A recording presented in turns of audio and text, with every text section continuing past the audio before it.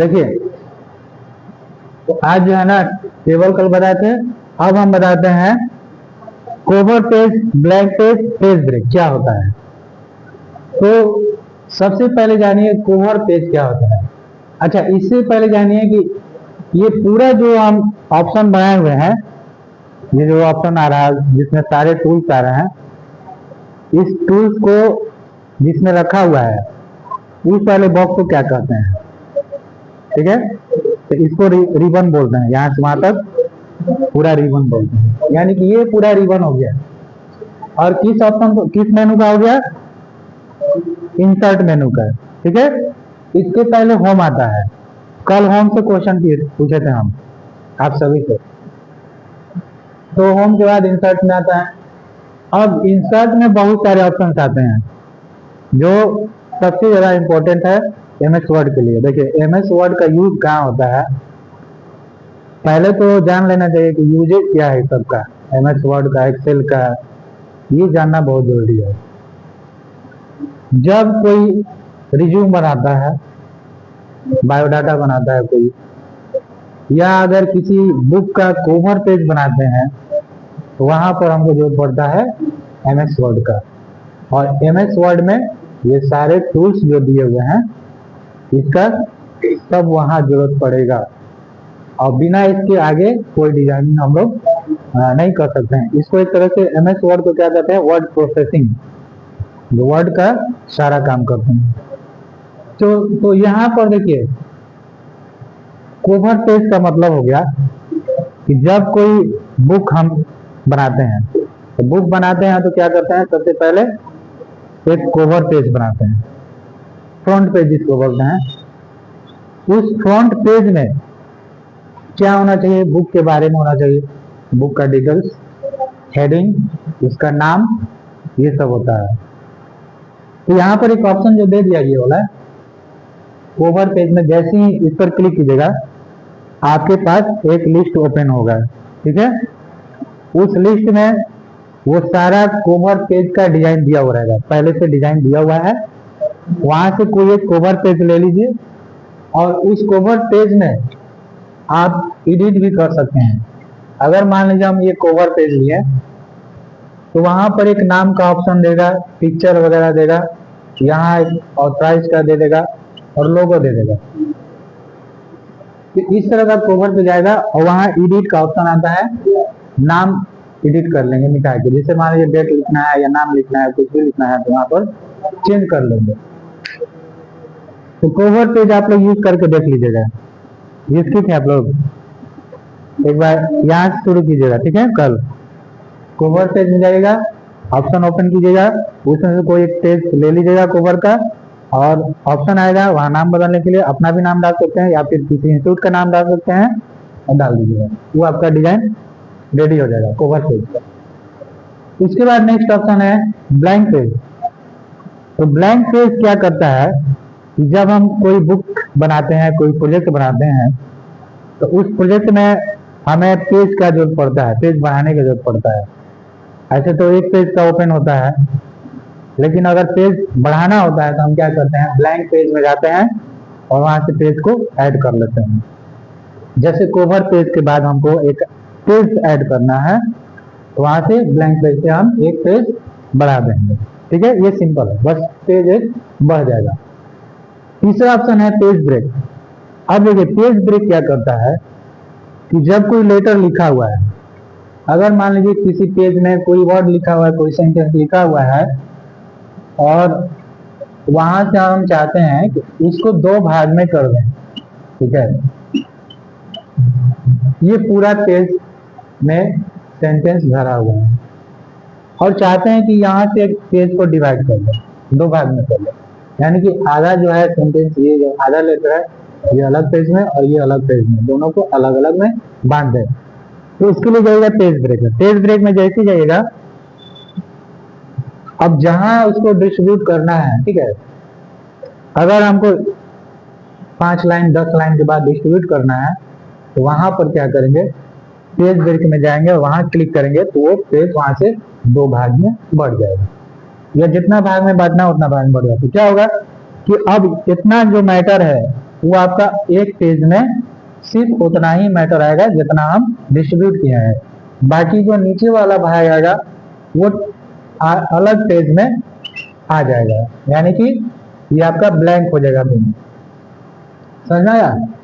क्या करेंगे, इसको जब बांटेंगे ना तो ये वाला भाग यहाँ अलग पेज में और इतना अलग पेज में, यानी कि दो पेज में बटेगा। ऐसा नहीं कि इसको हम बांट दिए तो ये अलग होगा, नहीं, ये जाएगा दो पेज में, जो टेक्स्ट है दो पेज में बढ़ जाएगा। ये हो गया पेज ब्रेक। उसके बाद ऑप्शन आता है टेबल का। तो टेबल के बारे में हम कल डिटेल बताए थे, और जिनको नहीं पता होगा वो आप मेरा पहला वीडियो देख लीजिएगा आप लोग, उसमें हम बताए हुए हैं। पहले वाले वीडियो को आप देख लीजिएगा, पूरा टेबल के बारे में ही विस्तार से बताएंगे। कितने तरह के टेबल बनते हैं? 3 तरह के टेबल बनते हैं, ठीक है। और 3 तरह के टेबल में पहला जो ऑप्शन है सबसे इजी टेबल होता है बनाने का, जिसमें हम लोग बॉक्स सिलेक्ट करके बना देते हैं। यानी कि इसमें एक बॉक्स आता है बहुत सारा, और उस बॉक्स को सिलेक्ट करेंगे उतना का टेबल बन जाएगा, ठीक है। तो उससे टेबल बन जाता है। पहले तरीका को हम बोलते हैं, फर्स्ट मेथड को कहते हैं उसको बाय सिलेक्टिंग ब्लॉक्स, यानी कि इंसर्ट टेबल। और सेकंड वाला को भी इंसर्ट टेबल बोलते हैं। लेकिन सेकंड मेथड में जो है वो आपका नंबर ऑफ कॉलम और नंबर ऑफ रो एंट्री करके ओके करेंगे तो ऑटोमेटिक जो है टेबल आ जाएगा। ये हम कल बताए थे, आप लोग यूज किए होंगे इस ऑप्शन को, नहीं किया तो कर लीजिएगा। आप लोग यूज किए हैं, टेबल बनाए हैं ना। तो देखिए इसमें कोई दिक्कत आप लोग को, जो वीडियो के पीछे बैठे हैं वो को नहीं, उन लोग को नहीं। चलिए, मैंने जो ऑनलाइन में है उनको पूछ रहे हैं, तो वहां पर कोई दिक्कत नहीं है। चलिए आगे बढ़ते हैं। पिक्चर, देखिए हर ऑप्शन को अच्छे से देख लीजिएगा। पिक्चर वाला जो ऑप्शन आता है इस पर हम वीडियो बनाए हुए हैं, पिक्चर पर और स्टेप पर, ठीक है। इसका लैब में बनाए हुए हैं, और बाय लैब हम डाले हुए हैं, कंप्यूटर पर बनाकर हम डाले हुए हैं, ठीक है। कैसे इसको पैटर्न में करना है तो देख लीजिएगा आप लोग, ये थ्योरी हम समझा रहे हैं। तो पिक्चर होता है कि अगर कोई पिक्चर हम डालते हैं, पिक्चर जब डालते हैं तो वहां पर पिक्चर के बहुत सारे ऑप्शन आते हैं। किसमें? पिक्चर वाले ऑप्शन में। जैसे ही पिक्चर वाले ऑप्शन में जाइएगा तो इस वाले ऑप्शन में मिलेगा आपको कौन कौन सा ऑप्शन। एक ऑप्शन आता है पिक्चर को क्रॉप करना, ठीक है।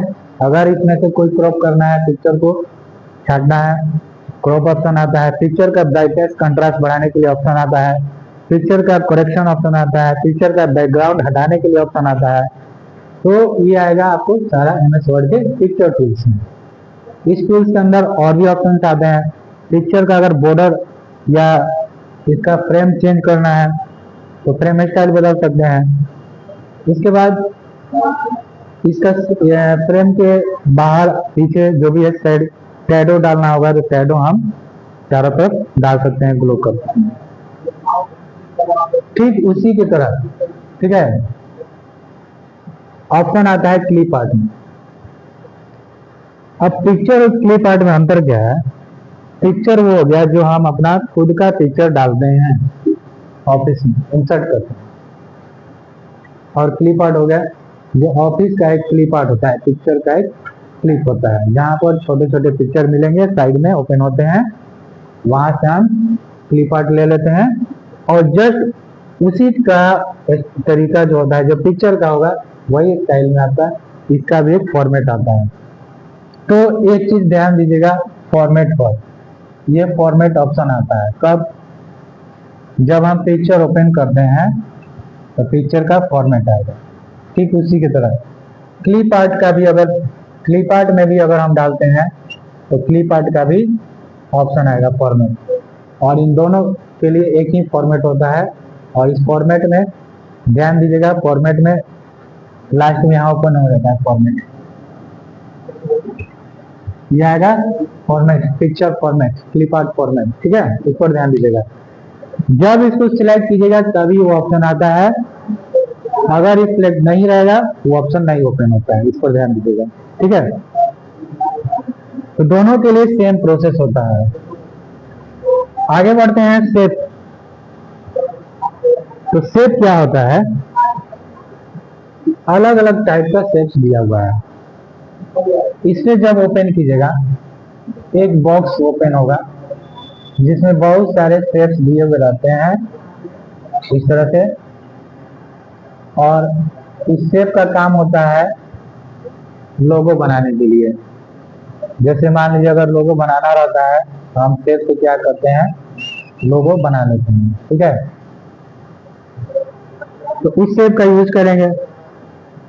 अगर हमें बनाना है किसी स्कूल का लोगो या किसी संस्था का लोगो बनाना है तो वहां से शेप में जाएंगे, कोई शेप उठा लेंगे और उसमें क्या करेंगे, बना करके उसमें टाइप कर देंगे। तो शेप भी बहुत ही इंपॉर्टेंट है। अब ये जो शेप से हम लोग बनाते हैं कोई लोगो, जैसे ही बनाइएगा तो इसका भी फॉर्मेट ओपन हो जाता है। शेप के लिए भी एक स्पेशल फॉर्मेट ओपन होता है जिसमें इसका कलर डालने के लिए ऑप्शन आता है, लाइन कलर डालने के लिए ऑप्शन आता है, और इसमें कुछ अगर लिखना हुआ तो वर्ड आर्ट हम लोग लिख सकते हैं। तो शेप के लिए भी आता है शैडो, 3D शैडो, अलग अलग शैडो आएगा, शैडो का भी कलर आएगा ऑप्शन, बहुत सारे ऑप्शन खुलते हैं। अगर इसको ग्रुप करना होता है, जैसे मान लीजिए एक से ज्यादा शेप हम बनाए हैं और सबको ज्वाइंट करना है, तो देखिए ज्वाइंट जब किया जाता है ना तो वहां पर एक ऑप्शन आता है, क्या आता है, ग्रुप, ये ऑप्शन आता है ग्रुप ऑप्शन, ठीक है। उसमें जैसे ही जाइएगा पहले सबको सिलेक्ट कर लीजिएगा और उसके बाद ग्रुप ऑप्शन में जाइएगा तो ये ज्वाइंट होता है, सारा शेप जो है एक में ज्वाइंट हो जाएगा। और ज्वाइंट करने के बाद, ग्रुप करने के बाद उसको छोटा बड़ा करेंगे, शेप को कहीं भी कॉपी पेस्ट करेंगे तो एक साथ ही कॉपी पेस्ट होगा कहीं भी, ठीक है।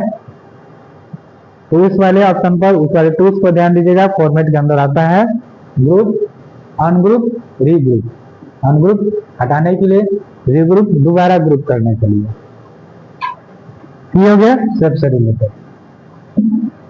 अब इसके बाद ऑप्शन आता है लास्ट वाला ऑप्शन, जो इधर दो ऑप्शन बचा हुआ है, इधर स्मार्ट आर्ट और चार्ट। तो देखिए जब कोई बुक वगैरह हम लोग बनाते हैं तो स्मार्ट आर्ट का भी यूज करते हैं, चार्ट का भी यूज करते हैं।